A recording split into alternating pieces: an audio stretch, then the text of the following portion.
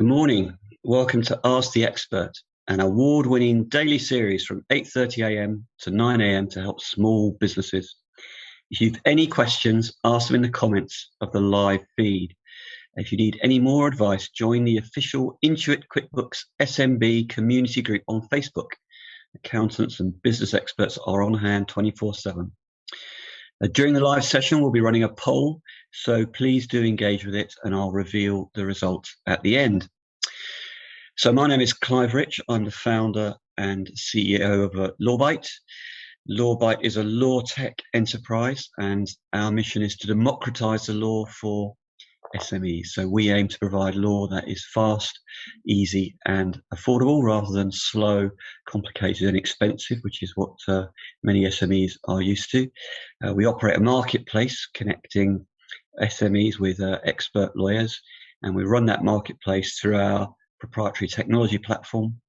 So through the platform, you can be matched instantly with the right lawyer, with the right expertise and availability immediately for you. And the platform also acts as a workflow communication tool, so you can do everything you need to do on the platform with your lawyer in real time. You can get engagement terms, you can get quoted, you can upload documents, you can edit, e-sign and store them, you can communicate instantly with your lawyer. We have a proprietary app synced with the platform, which is a bit like WhatsApp for lawyers. You can manage your own legal matters on your own dashboard. They're all arranged there for you and update automatically. You can manage your milestones for each matter. You can manage your billing and payments and your subscription product if you have one with us. So all intended to make life really easy and intuitive for SMEs. We operate a regulated law firm that sits on the platform. It's our own firm. It's called Lawbyte. So just because you're going online doesn't mean you're not getting the best expertise you can get. So our law briefs on average have 15 years experience, and they're all regulated and insured, and they cover everything for you from startup to exit. So there shouldn't really be something that we can't help you with if you want to be in touch. We offer a free call with a lawyer to every single potential client, so no commitment there. You can just have a free call with a lawyer if you want to discuss your matter and see if this is for you. And we offer fixed price quotes, so you can be sure that you know what you're getting into before you start. Normally, because we use the technology to take all the clutter out of the supply chain, we're about half the price or less of a conventional law firm, but we have all that expertise available for you, partner level expertise really, as a fraction of the normal cost. And you can get in touch with us either through the website at www.lawbyte.co.uk or through our live chat. Or you can call us on 0207 148 1066.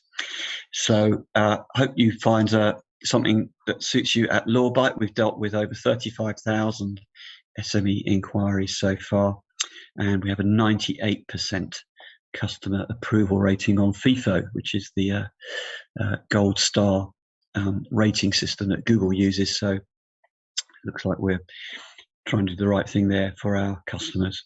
70% of the business every month is repeat business, so people are certainly coming back for more. Right, so we're here today to have a little chat about things you're entitled to expect from your lawyer. Lots of people have very low expectations of what they're entitled to expect from their lawyer, and indeed lots of people don't use a lawyer at all as a result. But you are entitled to the following things at the very least when you deal with a lawyer. And if you look for these things, then you may find that you set your arrangement up on a better basis so that you actually get what you need from your lawyer arrangements. So the first thing you need and you're entitled to expect is a quote up front. So lawyers and you should not be piling into work without you having some sense up front of what this matter is going to cost. The quote at Law Society recommendations must cover the cost per hour if they're charged on an hourly basis, whether or not you can expect any increases, whether there are any expenses that you're going to have to pay on top of the fees, whether you are at risk of paying third-party legal costs, for example, if you're doing litigation, and what the position is regarding charging you VAT. So as a bare minimum, there should be a quote, and you should have an expectation before you start of what everything's going to cost. Ideally, as we try to do at Lawbyte, you should have a fixed price for that quote. Lots of lawyers, I'm sure you've all been there, like to give you an initial feel for the price, and then of course you get the bill at the end, and it's changed out of all recognition.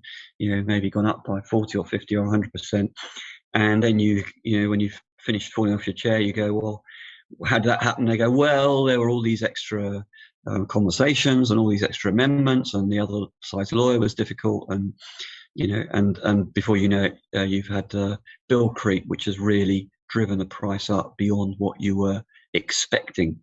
So a fixed price quote, you can get them. Increasingly, you can get them off lawyers. Some matters are harder to give a fixed price for than others. So things like litigation or commercial property matters, which are very documents heavy, quite difficult to give a fixed price all the way through to the end. But at least you should be getting a fixed price for the work in stages, so that you know what each stage is going to cost you before you get into it. So fixed price quotes, definitely the way to go, and be prepared to be assertive in that regard from your lawyer. None of us likes bill creep. You should be entitled to an affordable price. It sounds obvious, doesn't it? But of course, by tradition, lawyers have a reputation for being overpriced. In a recent YouGov survey, 90% of people felt their lawyers overcharged them for their work, so they don't have a very good starting place in terms of reputation in that regard. But there are now plenty of options out there, and clearly you can benchmark what you like to pay by the kind of lawyer you get. If you need a specialist firm, somebody who does tax, for example, then you can expect the price to be a bit higher than if you're dealing with generalists. If you're insisting on using a London firm, they're probably likely to be more expensive than a firm from elsewhere in the country. If you're going to use a very large firm with lots of overhead, then you can expect that to be reflected in the price. So it is somewhat horses for courses, and you can set your expectations by reference to the type of lawyer that you go for. Online law is generally cheaper than offline law. So firms like us don't carry a big partnership structure, don't have mahogany desks and marble hallways to pay for, don't have a big partnership structure. So we tend to be a bit cheaper, and other firms like us who live online just need to make sure that you've got the right expertise, the right experience, regulated expertise, and that you're not just paying a cheap price in order to get lower value advice. But affordability, there are options out there. Don't accept the first price thrown at you by the lawyer. It's always open to negotiation. Lots of law firms now are under pressure in terms of their pricing. So you can negotiate, or you can shop around. Watch out for one tactic, which is sometimes the law firm will offer you a low price at the beginning for the initial piece of work, just to get you hooked. And then when you're hooked and you feel it's a bit difficult to go somewhere else, then suddenly the prices start going up. So make sure that the price you're given is the price they're going to stick to. Make sure you're charged only for what's done. So lots of lawyers tend to charge you as though they created an original document, even if they're just working off a template, which they normally are. So often they're just customizing a template they've used many times before, but you might find you're getting charged as though the whole thing had been done from scratch. Lawyers will say, well, we're entitled to charge people something as a contribution to the cost of creating that precedent in the first place. Well, that may well be true, but of course, that's not an argument that carries weight indefinitely. So make sure you're only really paying for what you're getting in terms of the actual work that the lawyer's doing. You're entitled to be spoken to in plain English. Yes, it's true. Lawyers should be speaking in plain English and not medieval or Norman jargon. The Law Society recommends it, believe it or not. Lawyers find it very hard to step away from this because, of course, they're used to talking all this jargon and Latin to each other. They're a bit like doctors who find it very difficult to explain medical science to in anything other than their own medical jargon, which is sometimes difficult to comprehend. It's all very difficult and deeply ingrained with lawyers. The flesh may be willing, but the tongue is weak. But you must insist on it. You are entitled to understand the documents and advice that you're being given. If you're not sure, you're not being stupid. Just say, I didn't really understand that. Could you explain it to me in more straightforward English? A lawyer has a duty to make sure you understand what you're getting into, and you have a right to understand it as well. You should expect documents of practical length that reflect the complexity and value of the piece of work that is being done, of course, but are not just enormous and lengthy regurgitation of previous work that contain lots of clauses that are irrelevant and lots of amendments that both sides lawyers have thought of adding, that just make the document longer and longer and longer and harder to read. Lawyers are great ones for trying to anticipate every problem in a document, and of course the more problems you anticipate, then the longer the document is going to be, and often they're anticipating contingencies that are probably relatively small risks or just not likely to happen. So hold your lawyers' feet to the fire and make them justify the length of their documents. They're not meant to be unreadably long.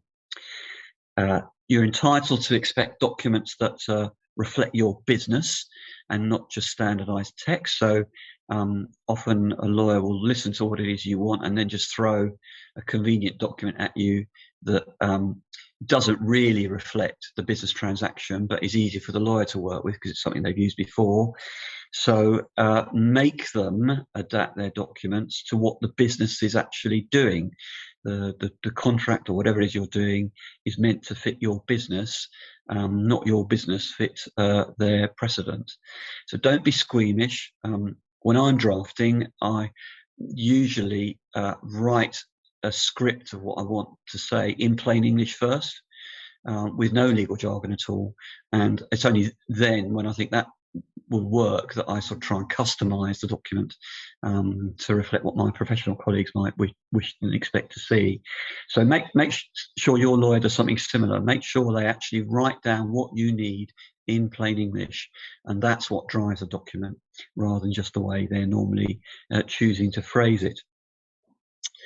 And the other thing I think you can expect from a lawyer is expect them to send their terms and make sure you read them.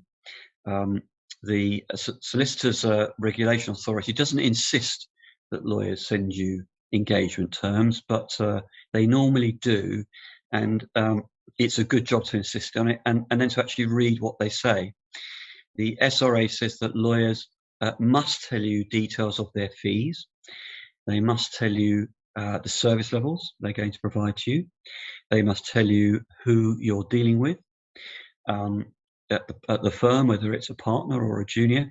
And they must tell you the regulatory status of the person you're dealing with, so that you can make sure that you're dealing with someone who's properly qualified and regulated. They must tell you any limits on their liability if something goes wrong. So you quite often see in engagement terms a clause saying you know, if we're at fault as a law firm and you sue us and you're right, our liability to you is limited to X amount of money, and you should make sure that there's plenty of scope in that limit for your needs. The SRA requirement for a law firm is that they carry £3 million of indemnity insurance per matter. So, you know, there shouldn't really be limits on liability of less than that. The other thing that the SRA insists on is that they tell you what their complaints policy is. So they'll have a complaints policy telling you what you need to do if something goes wrong. Normally there's an internal process first that escalates upwards within the firm. That should take a prescribed number of days or weeks, and those limits should be in the complaints policy. And you normally have reference to an external agency, the legal ombudsman, if you're really not happy with the advice that you've been given. The ombudsman, I think, is genuinely well-intentioned and definitely there to help you. They're very pressured, though, in terms of time. So if you do go to the ombudsman, don't expect that to be a quick process. Other things that lawyers are supposed to tell you about, but they don't have to, but you should be looking out for. They should tell you about their indemnity insurance, so you know they've got coverage. If you need to sue them, they should tell you what their data protection policy is, how they're going to handle and store your personal data. They should tell you how they store your documents and if there are any costs for you to retrieve them. They should tell you if they're going to outsource any of your work to other lawyers, because you need to consent to that. They should tell you what your termination rights are if you're not happy with their work. They should also tell you about client due diligence, so they have to do something called know your client to make sure you're not a terrorist or a money launderer. I'm sure you're not, but they have to take steps to ID you, and they will tell you what those are in engagement terms. And they should also tell you what interest rate you will get if they hold your money for you in a client account. For example, if you're buying a property or you're buying shares in another company. So there's quite a lot of things that they either must or should be telling you about, and make sure they do that. It's a good way of sense checking up front whether you're working with the right kind of law firm. Right, I hope that was helpful, and let's see where we go from here. So I've got some questions that have come up, which I'm going to try and work through with you. So I've got Chantel on Twitter. Other than if we get in trouble, I don't really understand what scenarios my business may need for a lawyer. When should I be consulting one? Well, I think it's a really good question, because the attitude of a lot of SMEs is, well, I don't really need a lawyer unless my hair's on fire and my business is about to collapse. And it's true, obviously, that a lawyer can help you or try to help you in those circumstances, but it's much better if they can help prevent those situations arising in the first place. So rather than waiting for the point where you have to sue someone under some terms of engagement or a contract, and then you find the contract doesn't say what you need it to say, you know, what about getting the contract checked up front, getting some recommendations as to drafting, getting a fixed price contract review from a lawyer, so that you can make sure that the litigious dispute doesn't arise in the first place. You know, rather than waiting till someone's started trading using your trading name, and you're finding that there's confusion in the marketplace, or they're stealing your customers, you know, because their name is similar to or the same as yours. Or rather than waiting till a big brand rings you up and writes a nasty letter to you saying, hang on a sec, you can't use that brand you've invested in because we've trademarked it. You know, why don't you do that first? So why don't you help get a lawyer to help you search the trademark registers, make sure that your name isn't protected by someone else, make sure that you get a trademark or a design right or equivalent protection in your name, so that other people can't use it, and then you're in the box seat if a problem like that arises. So I think lawyers are potentially great at helping problems arise in the first place, rather than you just treating them as an emergency service when something's gone terribly wrong. Okay, Gerard, what's the best way to figure out if you're getting the best price for the work? Obviously, we can get several quotes, but then how do we know if someone's actually good at the work versus over or under charging? Well, I think you sort of partly answered your own question, Gerald, by saying if you get several quotes, there'll be a range of possibility there, which gives you some upper and lower limits within which to work. And then I think it's about drilling into it, really holding the lawyer accountable for the quote. So if they just give you a lump sum quote, well, how is that broken down? Is it fixed price, or are we just is the clock running as we go along? Am I being charged every time I speak to you, or is a certain amount of phone calls and correspondence just all included in the price? Some lawyers will just charge you in increments of 6 minutes for anything, and if they spend less than 6 minutes on something, they'll charge you as though they spent 6 minutes on it, because they're not able to charge you in an increment of less than 6 minutes.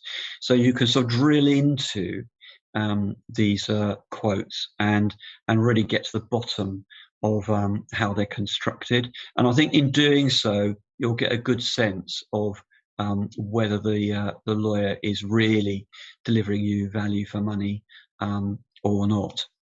So I hope that's helpful for you.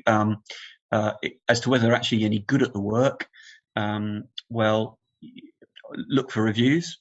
Actually, lawyers are a bit shy about having reviews on their site. We do. We work with FIFO, which is the gold star customer rating, independent customer rating service used by Google, and we have a very good 98% customer rating, as I said earlier. So look to see if people have got good reviews on FIFO or other such services, or indeed on their own website. That's often a good way of sense checking what's going on, or talk to other people. SMEs are great at networking. You can always ask on Facebook or LinkedIn whether people are as good as they say they are as lawyers. Bruce, you mentioned getting to similar terms. Is there anything we should be looking out for with these? Well, I think I mentioned a number of things which they are required to tell you about, or should tell you about. How the fee is constructed, which lawyer's going to do the work, their complaints policy, how they handle your data, what interest rate you get if they store your money, storage of documents, and the like. So quite a long list there, which I'm sure can be sent to you via QuickBooks if you need to see it again. Here's Zara. I'm not afraid to push back and ask for jargon explanations, but it always helps to know a little yourself. What are the top 3 most common lawyer words you think small businesses should know? That's a great question. Well, I'm gonna save that one to the end, I think, because I'll have a little think about that whilst I'm answering some of the other questions. What a great question! The 3 most complicated words that you think small businesses need to know that lawyers use. This is Otis again. I've had bad experiences with lawyers in the past where I've ended up paying for a lot more without expecting to.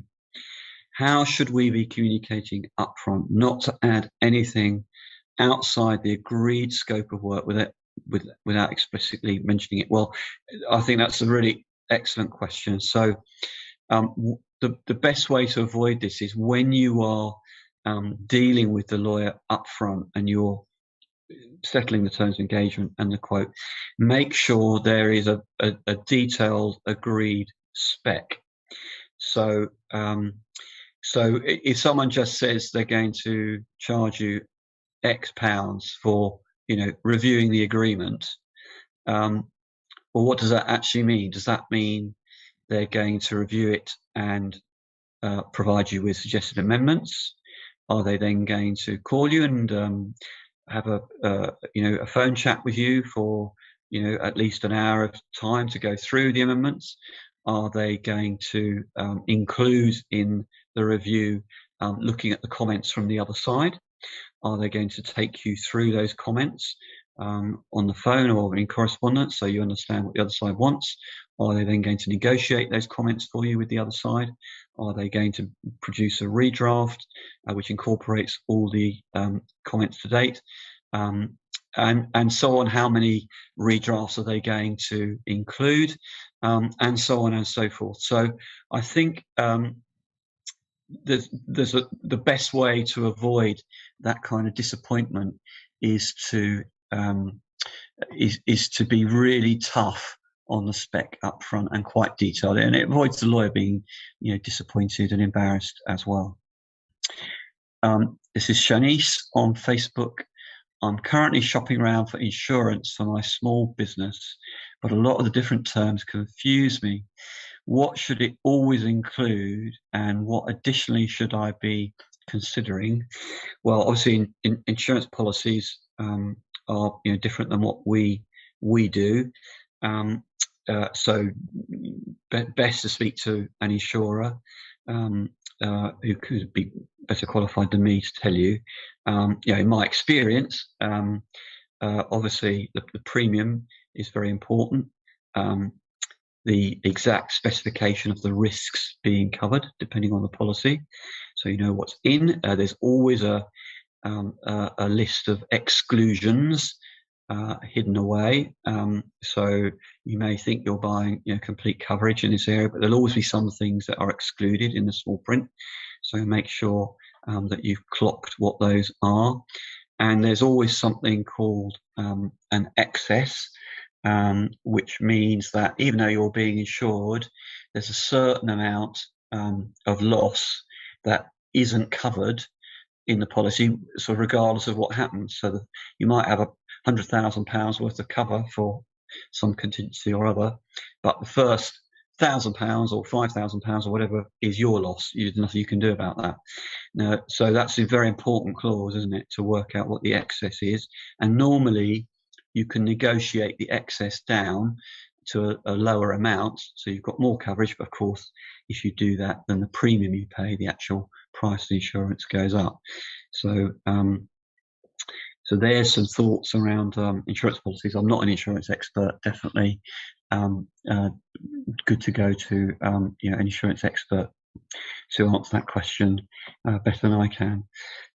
Right, we did a little poll, and we asked you if you worked with a lawyer in the last 2 years, were you happy with the customer experience? Now, really interesting results here. 20% of you, only 20% of you said yes. 30% of you said sort of. So that's half of you, not saying you were definitely happy with the customer experience. So that 1 in 2 is a pretty poor strike rate.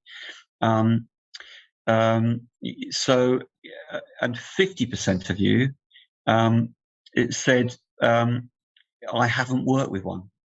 So that's exactly what we were talking about right at the beginning of this conversation, that lots of people, I think, find lawyers rather off-putting and too slow, too expensive, too complicated, and feel that they'd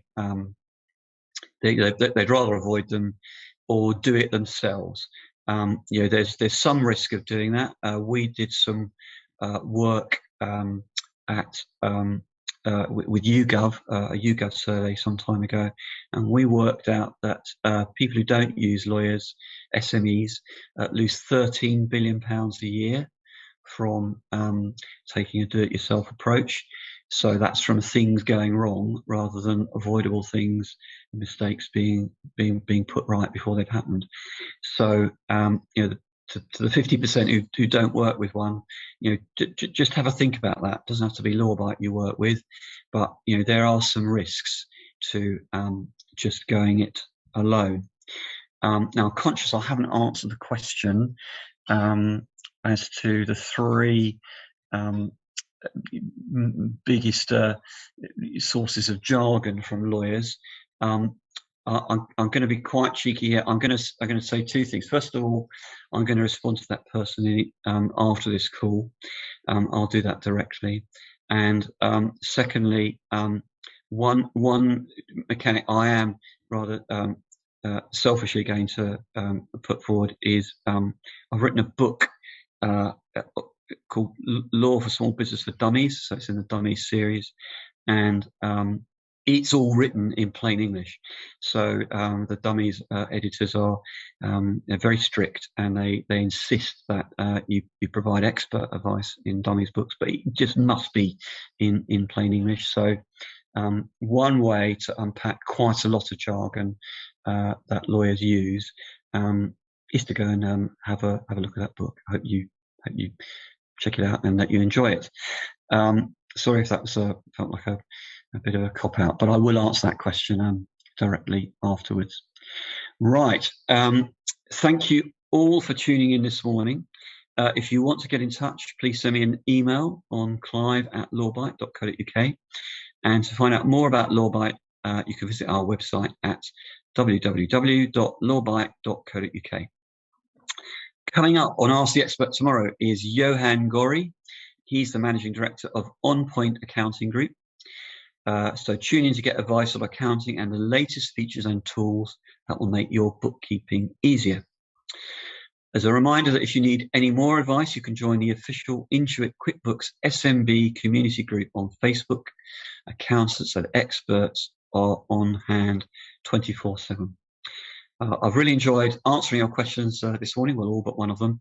I hope you have a great day and that you enjoy the chat. Thanks very much. Bye-bye.